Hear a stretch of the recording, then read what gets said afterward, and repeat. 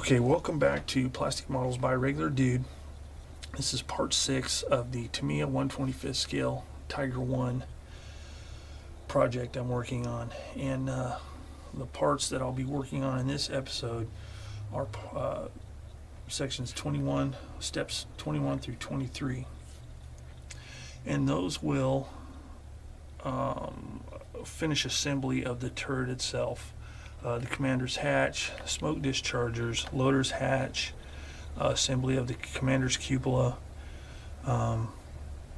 adding the grab handles and hatch assemblies to the top of the turret, as well as the ventilator cover, and then assembling all of that together. Turret roof, main gun, the trunnion pins, the main part of the turret, and the turret stowage, and that will complete the turret. Now, one thing I did, I kind of skipped ahead in my previous steps, 17 through 19, since I was painting the interior. I went ahead and jumped ahead and added the shield, the commander shield here, and the interior portion of the ventilator, because I wanted to paint it all together before I assembled it. So I'll get cracking on all of this, get all this put together, and which really shouldn't take that long. And once I get that put together, I will be priming the inside of the hatches and painting them prior to installation. Then I'll put the whole thing together. Then we can move on to the final assembly stages, 24 and 25, which are assembling the tracks, and then assembling, basically for me, dropping the turret basket or the turret into place. So anyway, I'll get cracking on this stuff here and come back with some more a little bit later. Okay, I have finished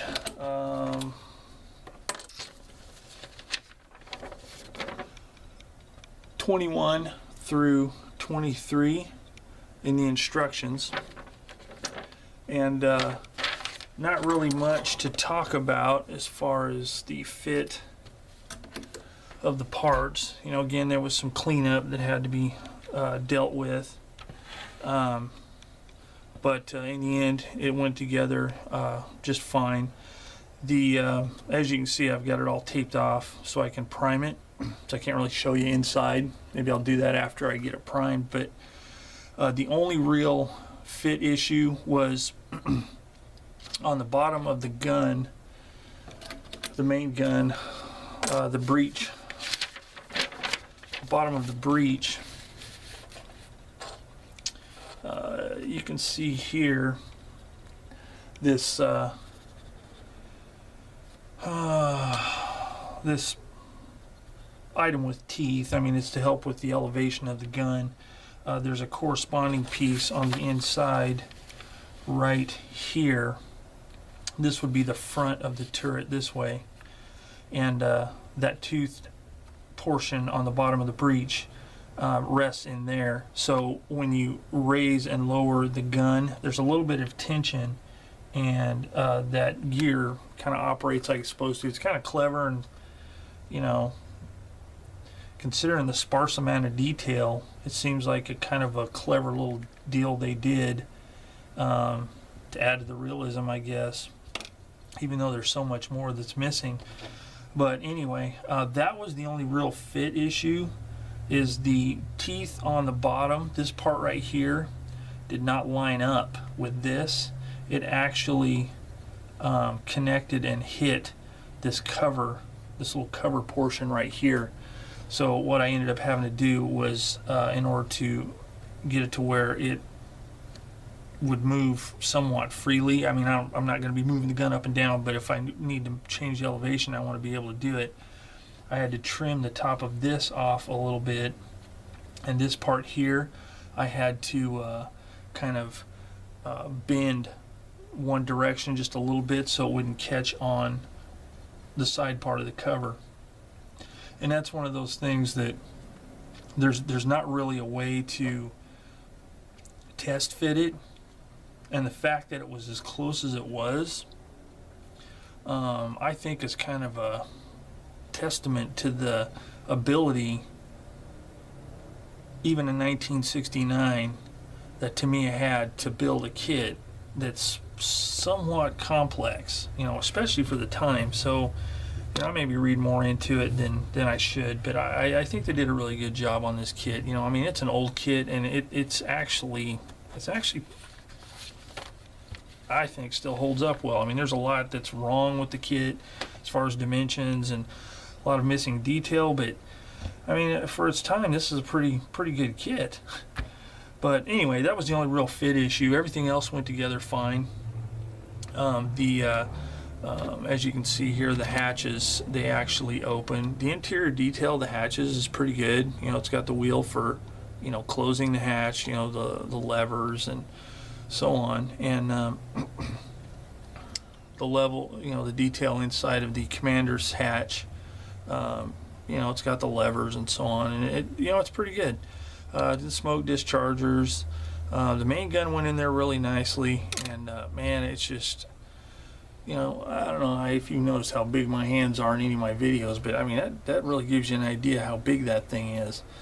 You know, for instance, that is the turret right there of this 1/25th scale kit. And here is my recent Panzer IV kit. So, you know, that's a pretty good size difference. I can't wait to get it done and do a side-by-side comparison with that thing. But anyway, so the turret is all completed. So steps 21 through 23 are done. And I've got everything taped off so I can prime the model. And once that dries, I can get it painted. And, you know, just a quick note. Well, after that, then all I'll have is 24 and 25, which is assembling the tracks, and then putting the final pieces together, which basically is already done. So, like I said, everything's taped off, and you know, I should have thought this out a little bit better, but I could have put this tape and stuff inside the hatches, you know, before I glued everything together, but I didn't. So I had to get all tricky with tweezers and paintbrush handles and so forth to actually get that stuff installed in there. I mean, going around this was easy. I just went around the turret ring and got the basket all covered up, so that's done. Same with the actual hull itself. I had to go from inside to install the tape to keep the paint from getting inside.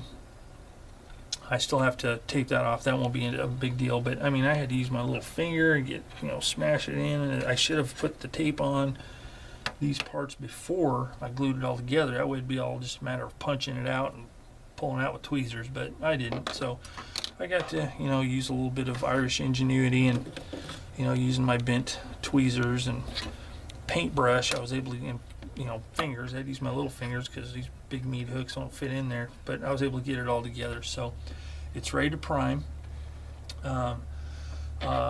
Just a quick note on masking off the wheels.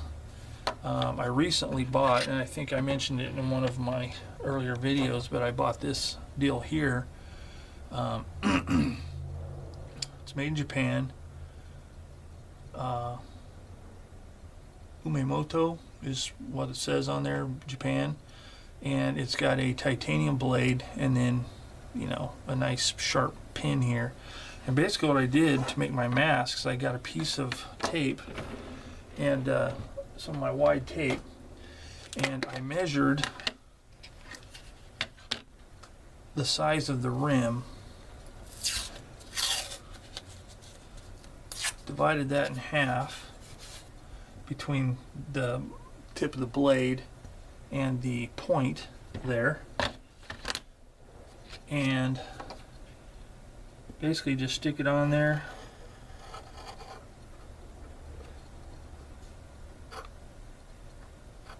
Now I'm trying to hurry here, so I'm having a little trouble, but whip that baby around like that, and it gives me a positive and negative mask.